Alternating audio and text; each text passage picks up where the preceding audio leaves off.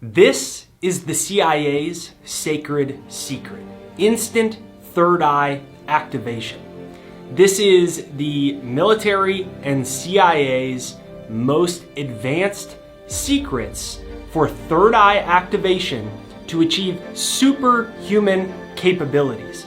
This is a multi-part series on some of the wildest research I have ever done directly from the CIA.gov's declassified papers.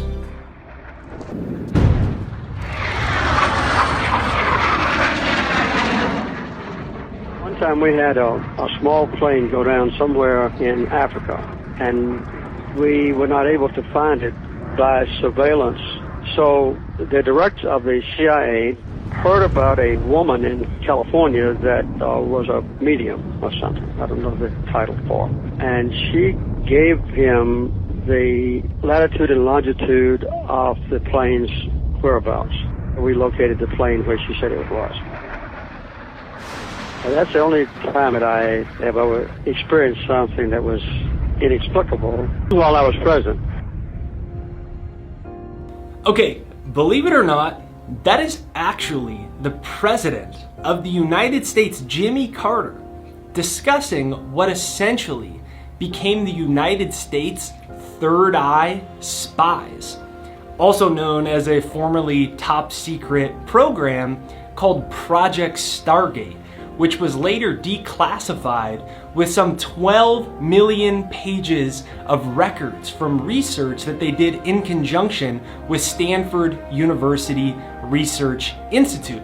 Now, in these experiments, psychics, which the CIA didn't like that word, so they called them remote viewers, had taken a wide array of military operations, including locating hostages kidnapped by terrorist groups, tracing the path of fugitives around the world and in the United States. Now, the roots of Project Stargate actually go back to 1972.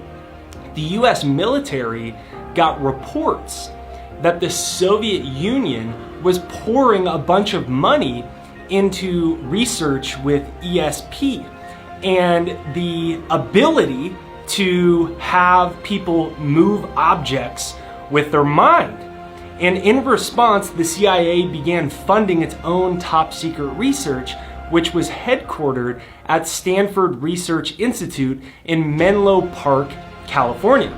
Now, believe it or not, this is all true, and everything I'm about to show you about the CIA's research into the third eye, remote viewing, and secrets of the universe is all declassified directly off the CIA.gov website.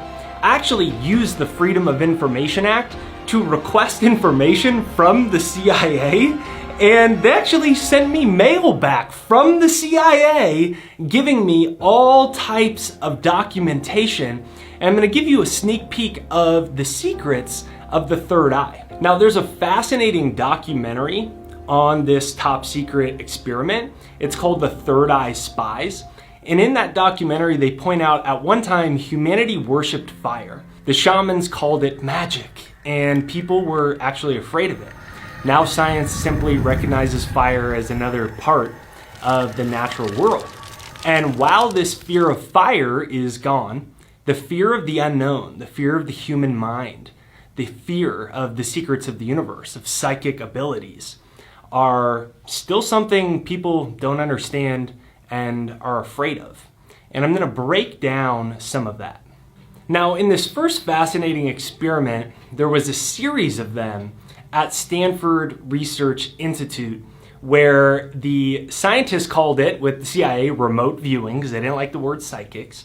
And this is a crazy reenactment of one of the experiments, and I'll play the clip in just a moment. But they had one of their subjects in a room, and the head scientists drove away in a car. Their destination was sealed in an envelope, and the subject didn't know. And the crazy thing is they had the subject imagine and open his third eye and use remote viewing to describe where the individuals went. Now, it's fascinating. He knew exactly where they were, that they were in a commercial quad building. There was this big tall building. He knew there was a fountain right in front of them, but the fountain was turned off. He even described the exact designs of the concrete that they were walking on. Here's a little clip of it.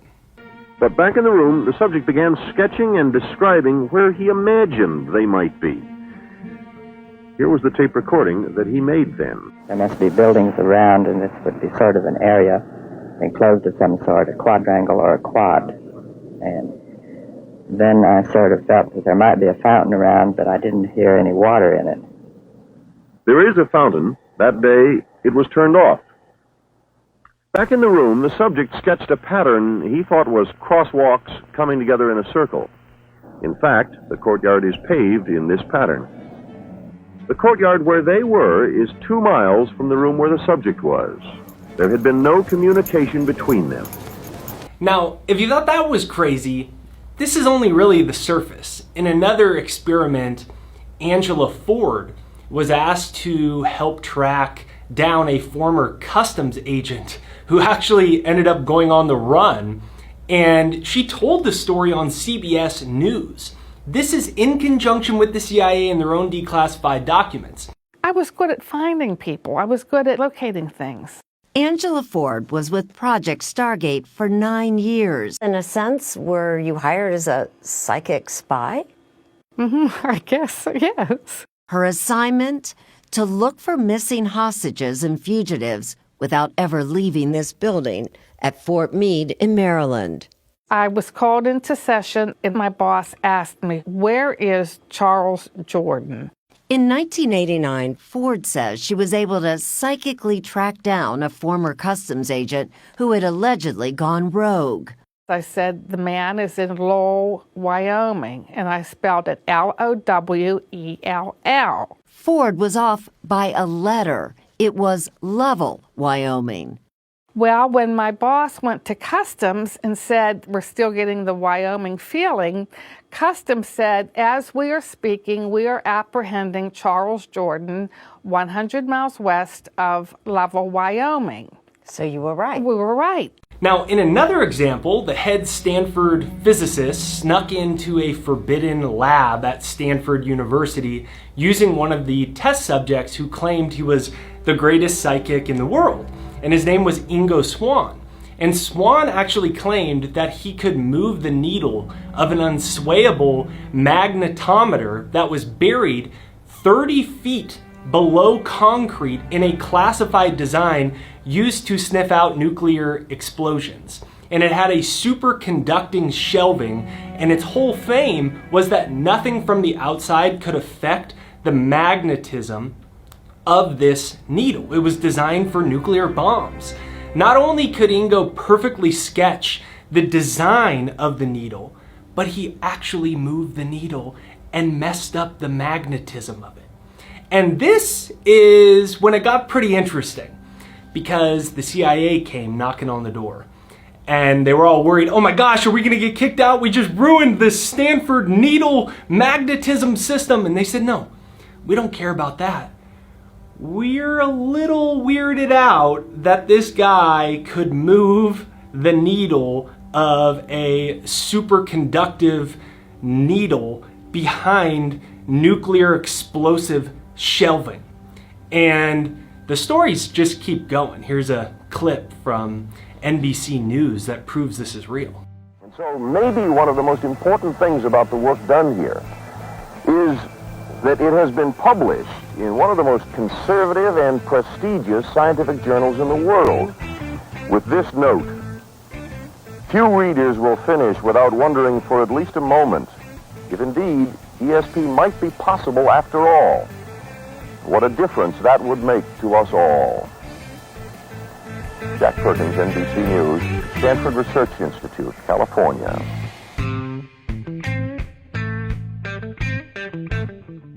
Now, the CIA referred to all of these phenomenon as psychoengineerics.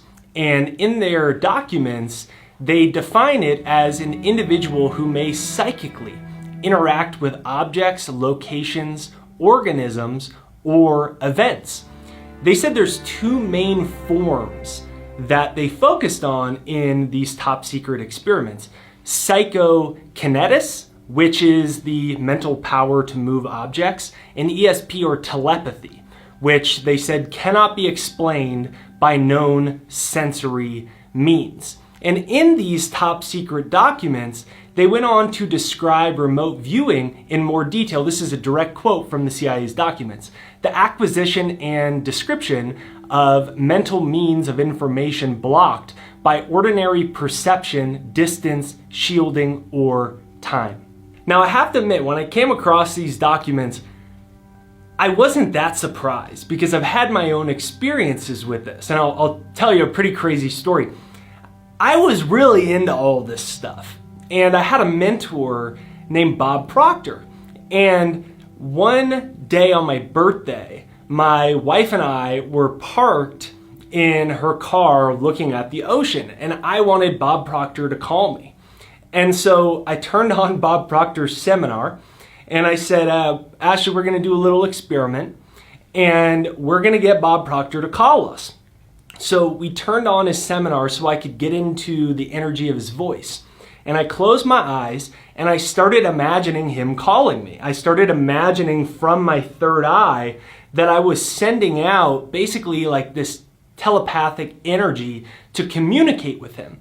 And then I started imagining that my phone was ringing.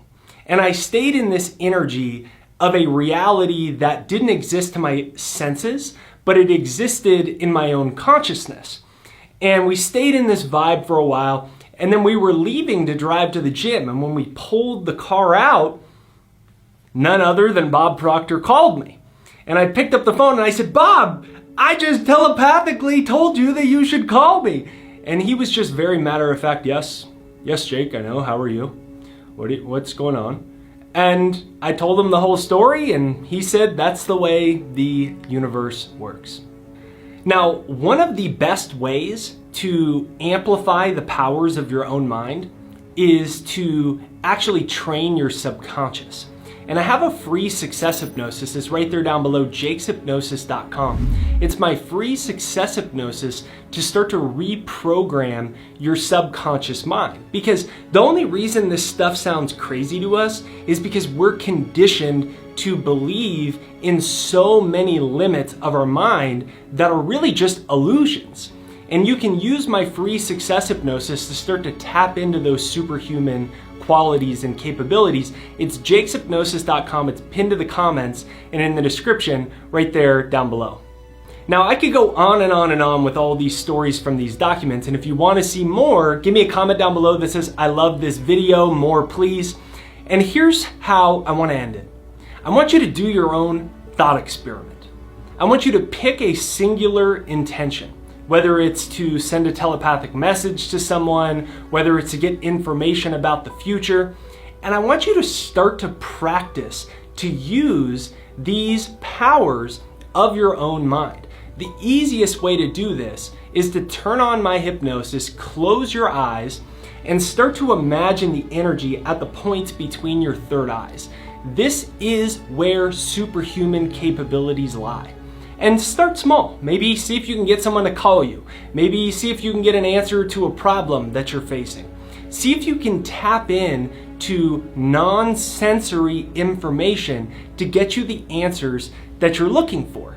The most important thing is to suspend your disbelief. What if everything you knew about reality was wrong?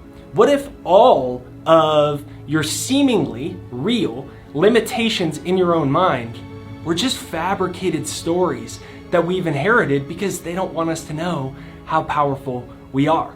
So comment down below, suspend my disbelief. If you want to see more, let me know. Hit the like button on this video, subscribe, bell notification, check out my free success hypnosis. I hope you enjoyed today's video. Here's another one I think you're gonna like as well. You can click here to watch it.